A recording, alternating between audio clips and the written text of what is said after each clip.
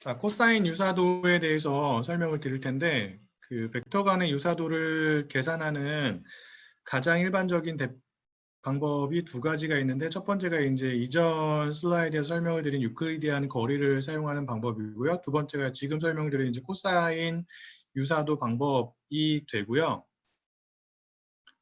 코사인 유사도 같은 경우에는 어떻게 두 벡터 간의 유사도를 측정하는 방법이 되냐면, 여기 이제 그림에 나와 있는 것처럼 벡터 같은 경우에는 원점을 기준으로 방향성을 갖는다고 우리가 표현을 합니다. 그래서 A라는 벡터가 지금 여기 있는데, 이 벡터 같은 경우는 이렇게 이제 표현할 수가 있고요. 그래서 방향성이 중요한 경우에는 저희가 요 위에 화살표 위첨자를 표현을 해서 사용을 해서 표현을 하게 되고요. B가 이렇게 표현이 되는 거죠. 그래서 벡터 같은 경우에는 원점으로부터의 방향이 굉장히 중요한 경우가 있는데, 코사인 유사도 같은 경우에는 이제 그 벡터들이 갖는 방향성 정보를 가지고 벡터들 간의 유사도를 계산하게 되는데요. 핵심부터 말씀을 드리면 벡터들 사이에 존재하는 이 사이각 있죠. 지금 세타라고 표현이 되어 있는데 이 사이각 정보를 이용하는 게 코사인 유사도가 됩니다. 그래서 코사인 유사도는 어떠한 경우에 벡터 간의 유사도가 높다라고 간주를 하냐면, 두 벡터의 방향성이 혹은 방향이 유사할수록 두 벡터 간의 유사도가 높다라고 간주를 하는 방식이 되는 거고요. 방향성의 유사도를 파악하기 위해서 두 벡터 사이에 존재하는 사이각 정보를 사용을 합니다. 사이각이 작으면 작을수록 두 벡터의 방향이 더 유사하겠죠. 맞나요? 사이각이 크면 클수록 두 벡터 간의 유사도, 방향이 다를 겁니다. 그래서 한번 표현을 해보면, 자, 지금 2차원 공간에 A라는 벡터와 1,2가 있고, 그 다음 B라는 벡터, 그러니까 이제 얘는 2,1이죠. 그 다음에 C라는 벡터, 마이너스 2, 마이너스 1이 있는데, 얘네들 간의 그 방향성을 한번 비교를 해보도록 하겠습니다. 그래서 A랑 B 사이에 존재하는 사이각은 이렇게 되고요. 이걸 세타1이라고 표현을 하도록 하고, 그 다음에 A랑 C 사이에 존재하는 방향성에 대한 사이각은 이렇게 되는 거죠. 세타2. 그러면 여러분들이 보시는 것처럼 A랑 B 벡터 사이의 방향과 그리고 A랑 C라는 벡터 사이의 방향 중에서 어떠한 벡터 간의 방향이 더 유사한 것을 우리가 쉽게 알 수가 있죠. A랑 B 사이의 방향성이 더 유사한 것을 쉽게 알 수가 있습니다. 방향이 더 유사하다라고 하는 것은 두 벡터 사이에 존재하는 사이각이 더 그만큼 작다라는 것을 의미하는 거예요. 반대로 사이각이 크면 클수록 방향에 있어서의 유사한 정도가 작다라는 것을 의미하고요. 반대로 사이각이 작으면 작을수록 방향의 유사도가 큰 것을 의미합니다. 아시겠어요? 그래서 지금은 방향성을 기준으로 하면 A와 B 벡터 사이가 더 유사한 거죠. 무엇보다 A와 C 사이보다. 그리고 그러한 방향성 기준의 유사도를 우리가 무엇을 가지고 쉽게 파악을 할 수 있냐면 두 벡터 사이에 존재하는 사이각의 크기를 가지고 파악을 할 수가 있는 거예요. 그래서 사이각의 크기가 작으면 작을수록 방향성을 기준으로 두 벡터 사이의 유사도가 높은 거죠. 자, 우리가 유클리디안 거리를 사용을 해가지고 두 벡터 사이의 유사도를 측정할 수 있는 이유는 무엇이냐면, 벡터의 위치가 무엇을 반영을 하기 때문에 해당 벡터의 유니크한 특성을 반영을 하기 때문에 우리가 위치 정보, 즉 거리 정보를 가지고 벡터 간의 유사도가 어떻게 되는지를 파악을 할 수가 있고, 그렇기 때문에 유클리디안 거리를 쓸 수가 있는 거고요. 자, 방향성 정보를 사용해서 유사도를 계산하는 이유도 마찬가지예요. 벡터의 방향성이 벡터의 유니크한 특성을 반영을 합니다. 자, 벡터의 방향은 무엇에 의해서 결정이 되냐면, 자, 1,2라는 이 A 벡터는 이러한 방향을 갖는 거죠. 맞아요? B라는 이러한 벡터는 지금 2,1이기 때문에 이러한 방향을 갖는 거예요. 그래서 벡터가 공간상에서 원점을 기준으로 갖는 방향 또한 무엇에 의해서 결정이 되냐면 그 벡터가 갖는 원소의 구체적인 값에 의해서 결정이 됩니다. 그리고 제가 이전 슬라이드에서 어떠한 말씀을 드렸냐면 원소가 갖는 구체적인 값이 해당 벡터의 유니크한 특성을 반영을 한다고 말씀을 드렸죠. 맞아요? 그래서 각각의 벡터가 어떠한 방향을 갖는지가 원소의 값에 의해서 결정이 되기 때문에 결국은 방향 또한 벡터의 유니크한 특성을 반영을 한다. 그래서 방향이 비슷한 벡터일수록 그 특성이 더 비슷하다. 즉, 더 유사한 벡터라고 말할 수가 있다라는 거고요. 그렇기 때문에 우리가 방향성을 기준으로 두 벡터 간의 유사도를 계산할 수가 있는 거고 방향성 기준의 유사도를 계산하기 위해서 우리가 두 벡터 사이에 존재하는 사이각 정보를 사용을 한다. 사이각이 작으면 방향성을 기준으로 유사도가 더 높다라는 것이 핵심적인 내용이 되는 거고요. 그래서 코사인 유사도를 사용하는 이유가 무엇이냐면 코사인 같은 경우에는 코사인 유사도는 이렇게 표현이 되거든요. 이 세타는 무엇이냐면 두 벡터 사이에 존재하는 사이각의 크기를 의미합니다. 그래서 이 코사인 세타의 값이 크면 클수록 두 벡터 사이의 방향성을 기준으로 한 유사도가 큰 거예요.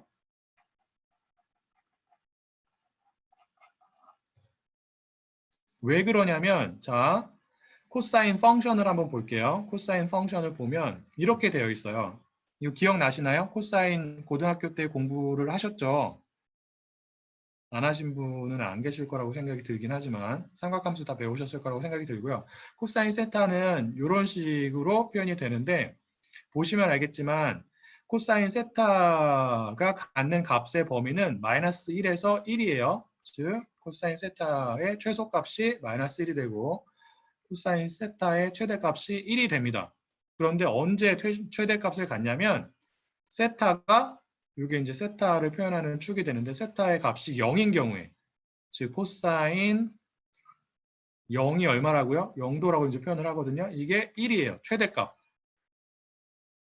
근데 자 세타가 0이라고 했죠. 근데 우리가 두 벡터 간의 유사도, 방향성을 기준으로 한 유사도를 계산할 때 사이각을 사용한다고 했잖아요. 이 세타가 사이각이죠. 근데 세타가 0이에요. 사이각이 0이라는 뜻은 무엇이냐면 두 벡터의 방향이 동일하다라는 뜻이라고요. 지금 보면 지금 이 그림에서 B랑 C는 방향이 동일해요. 맞아요? 그렇기 때문에 B 벡터와 C 벡터 사이에 존재하는 이 사이각이 0이 되는 거죠. 그래서 코사인 세타를 표현하게 되면 사이각이 0이기 때문에 즉 세타가 0이기 때문에 코사인 0이 되고 코사인 0 같은 경우에는 이 코사인 펑션을 보면 알겠지만 코사인이 가질 수 있는 최대값 즉 1이 되는 거고요. 언제 방향이 제일 다르죠? 두 벡터 간에? 방향이 반대인 경우에 제일 달라요. 방향이 제일 반대인 경우 지금 B 벡터에 대해서 해보면 이렇게 될 수 있는 거죠. 그래서 이거를 D라고 쓰면 B라는 벡터와 D라는 벡터가 갖는 방향이 반대예요. 그럼 이때 두 벡터 사이에 존재하는 사이가 세타 프라임이라고 하죠. 이게 얼마죠? 방향이 반대인 경우에는 이 사이각이 180이죠. 맞습니다. 180. 그러면 180도예요. 정확하게 말하면 코사인 180도는 얼마일까요? 그래서 다시 코사인 펑션을 보면 여기 180이 있죠. 맞아요? 그래서 코사인 180도는 코사인 펑션이 가질 수 있는 최소값이 됩니다. 마이너스 1이 되는 거죠. 그래서 코사인 세타를 우리가 무엇으로 사용을 하는 거예요? 두 벡터 간의 방향성을 기준으로 한 유사도 값으로 사용을 하는 거예요. 왜? 방향성이 제일 작을 때, 그래서 사이각이 0일 때 그 값이 최대가 되고, 그리고 방향이 완전 반대일 때, 즉 사이각이 180도일 때 그 값이 최소값이 되기 때문에 코사인 세타를 두 벡터 간의 무엇을 기준으로 한 방향성을 기준으로 한 유사도 값으로 사용을 하는 거예요. 유사도로 사용을 하는 겁니다. 그리고 텍스트 분석에서는 문서 간의 유사도를 사용을 할 때, 계산을 할 때 코사인 유사도가 무엇보다 유클리디안 거리를 바탕으로 한 유사도 계산 방법보다 더 정확하다라는 거죠. 많은 경우에, 항상 그런 건 아니지만 많은 경우에 코사인 유사도가 텍스트 데이터에 대해서는 더 정확한 결과값을 도출을 합니다. 여기까지 이해가 되셨나요?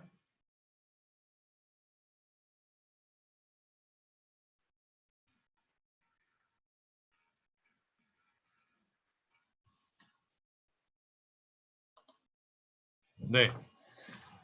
자, 그럼 우리가 코사인 세타를 계산할 수 있어야 되잖아요. 맞나요? 코사인 유사도, 두 벡터 간의 코사인 유사도를 계산하기 위해서는 이 코사인 세타를 계산할 수 있어야 되는데 코사인 세타를 계산하기 위해서 우리가 내적 공식을 이용을 합니다. 내적에 대해서 간략하게 말씀을 드릴 텐데 아이고. 두 벡터 간의 내적이 여기 나와 있는데 두 벡터 간의 내적은 별게 아니에요. 그냥 곱하기예요. 벡터 간의 곱하기를 내적이라고 부르는 거예요. 영어로는 이제 dot이라고 하거나 아니면 inner product라고 하는데 dot product 혹은 inner product라고 하는데 자, A라는 벡터가 있고요. B라는 벡터가 있어요. 그래서 두 개의 원소를 갖고 A라는 벡터는 A1, A2로 표현이 되는 거고 B는 B1, B2로 표현이 되는 거고요. 자, 내적은 이렇게 좀 큰 점으로 표현을 합니다. 그래서 A 벡터 내적, B 벡터는 뭐냐면 각각의 같은 위치에 있는 원소끼리 곱해서 더한 거예요. 즉, 첫 번째 원소끼리 곱해서 A1 곱하기 B1이죠. 그 더하기 두 번째 원소끼리 곱한 거예요. A2 곱하기 B2요. 이거라고요. 이게 다예요. 이게 뭐라고요? 내적, 벡터 간의 곱하기가 되는 겁니다. 아시겠어요? 그리고 numpy, 파이썬에서는 numpy에서 제공이 되는 dot이라는 펑션을 이용해서 우리가 두 벡터의 내적을 굉장히 쉽게 구할 수가 있어요.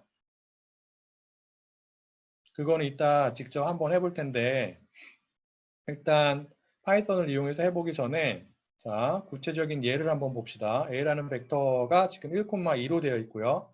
그리고 B라는 벡터가 3,4로 되어 있어요. 그래서 A라는 백터와 B라는 벡터의 내적을 이런 식으로 구해보면 어떻게 되는 거예요? 같은 자리에 있는 원소끼리 곱해서 더한 거죠. 그럼 첫 번째 원소끼리 곱하면 1 곱하기 3이니까 3이 되고 그리고 두 번째 원소끼리 곱해서 더하는 거죠. 두 번째 원소끼리 곱하면 2 곱하기 4이기 때문에 8이 됩니다. 그래서 A라는 벡터와 B라는 벡터의 내적은 11이 되는 거죠. 맞아요? 다 계산할 수 있나요? 이게 내적이고요. 별게 아니에요, 내적이. 근데 이 내적은 어떻게 표현이 될 수 있냐면 이렇게 표현이 될 수가 있어요. 그래서 이게 결국은 뭐랑 같냐면 만약에 A가 A1, A2고 그다음에 B가 B1, B2라면 앞에 내적 공식에 의하면 A 내적 B는 어떻게 되는 거예요? 첫 번째 원소끼리 곱해서 더하는 거죠. 뭐랑? 두 번째 원소끼리의 곱하기랑. 이렇게 되는 거예요. 맞아요? 근데 이 내적이 이렇게 표현이 될 수 있다고요. 코사인 세타를 이용해서. 여기서의 세타는 뭐예요? 사이각이에요. A라는 벡터와 B라는 벡터 사이에 존재하는, 즉 이 그림에서 보면 이 사이각 세타가 되는 거죠. 거기에 코사인을 붙인 거라고요. 그래서 A 내적 B는 A의 길이, 어디로부터의? 원점으로부터의 길이에요. 그리고 B의 길이를 곱하죠. 그 다음에 사이각을 이용해서 코사인 세타 구해가지고 곱하면 이게 뭐라고요? 두 벡터의 내적이 되는 거고 이게 결국은 뭐랑 같다고요? A1, 곱하기 B1 더하기 A2, B2가 된다고요. 그래서 이 공식을 이용해서 우리가 코사인 세타의 값을 구할 수가 있는 겁니다. 그래서 여기에서 양변을 무엇으로 나누면 이쪽에 코사인만 남냐면 양변을 A의 길이 곱하기 B로 나누면 즉 얘로 나누면 어떻게 되는 거예요? 코사인 세타가 이렇게 표현이 되는 거죠. 양변을 얘로 나눴기 때문에 여기서 이제 캔슬 아웃이 되는 거고, 예, 여기는 분모에 a의 길이 곱하기 b가 들어가는 거예요. 맞아요? 근데 a 내적 b가 어떻게 표현이 될 수 있는 거죠? 이렇게 표현이 될 수 있는 거죠. 각각의 원소끼리 곱해서 더한 걸로 표현이 될 수 있기 때문에 결국 코사인 세타는 어떻게 되냐면 이렇게 되는 거예요. 맞아요? 그런데 이 a의 길이가 뭐라고요? 원점으로부터의 길이라고요. 지금 근데 a가 a1, a2로 되어 있기 때문에 이 길이는 어떻게 되냐면 루트 a1의 제곱 플러스 a2의 제곱이 되는 거죠. b의 길이는 어떻게 되죠? b가 b1, b2이기 때문에 어떻게 돼요? b1의 제곱 플러스 b2의 제곱이 되는 거예요. 이건 아까 했었죠? 유클리디안 거리 할 때. 맞나요?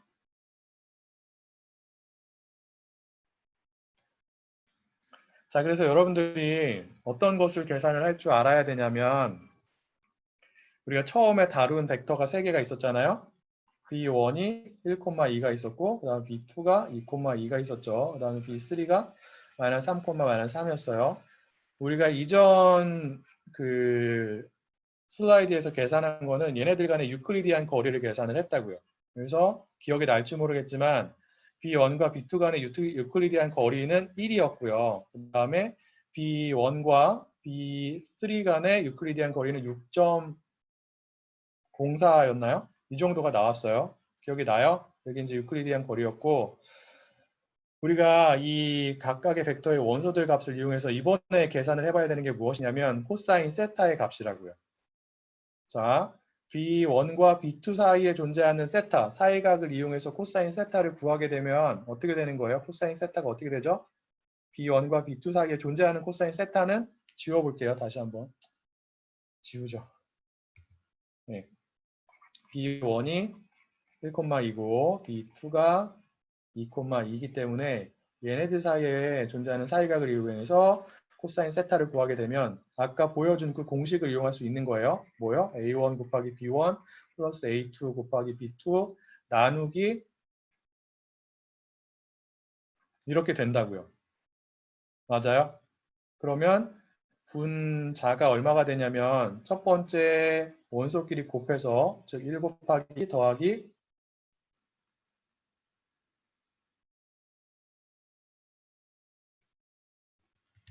뭐예요?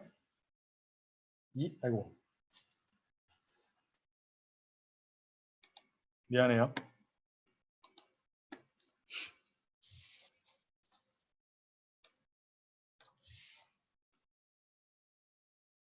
2 곱하기 2가 된다고요.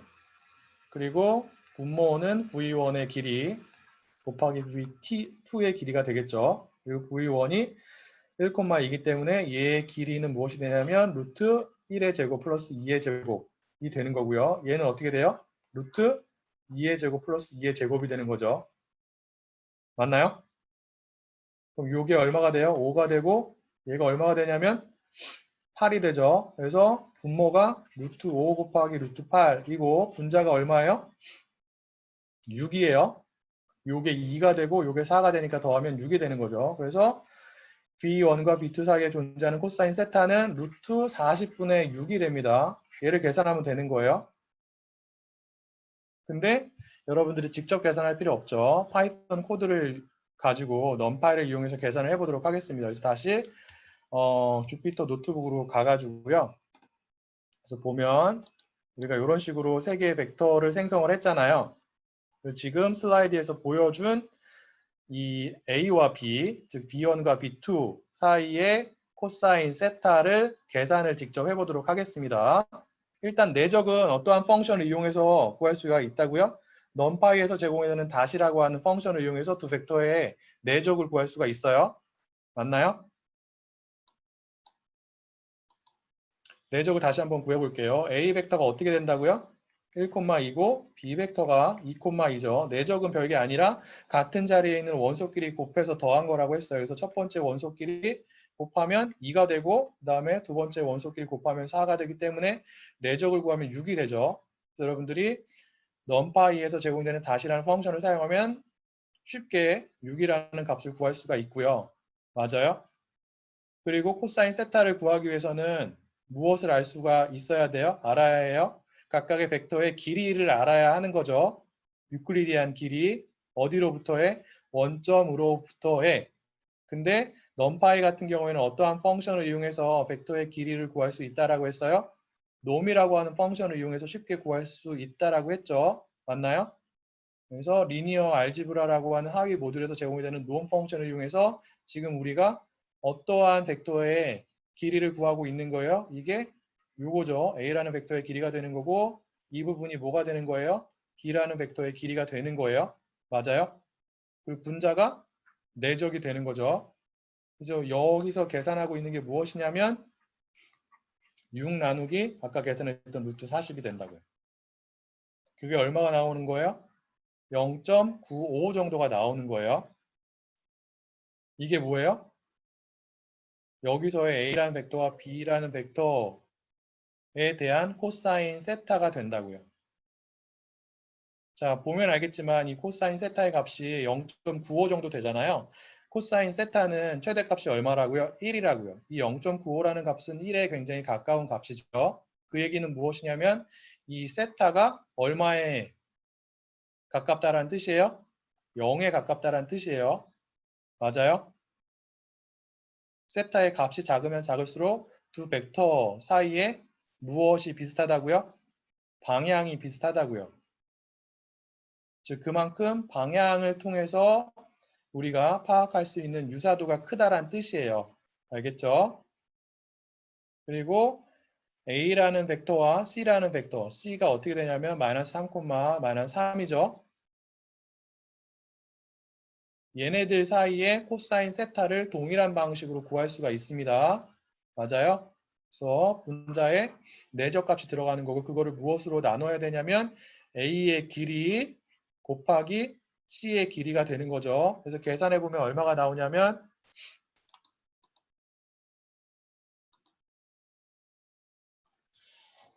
마이너스 0.95 정도가 나옵니다. 이 값은 얼마에 가까운 거예요? 마이너스 1에 가까운 거죠. 맞아요? 그러면 코사인 세타의 값이 마이너스 1에 가깝기 때문에 이 세타는 얼마에 가까운 거예요? 180도에 가까운 거죠. 왜? 180도일 때 코사인 세타가 최소값인 마이너스 1을 갖는다고 했기 때문에 그리고 우리가 구한 지금 A라는 벡터와 C라는 벡터 사이에 코사인 세타가 마이너스 0.95로 마이너스 1에 가깝기 때문에 두 벡터의 사이값, 즉 세터가 180도에 가깝다라는 것을 알 수가 있고 사이각이 180도에 가깝다라는 것은 무엇을 의미하냐면 두 벡터의 방향이 서로 반대에 가깝다라는 거죠. 즉 그 얘기는 방향성을 기준으로 두 벡터의 유사도가 굉장히 작다라는 뜻이에요.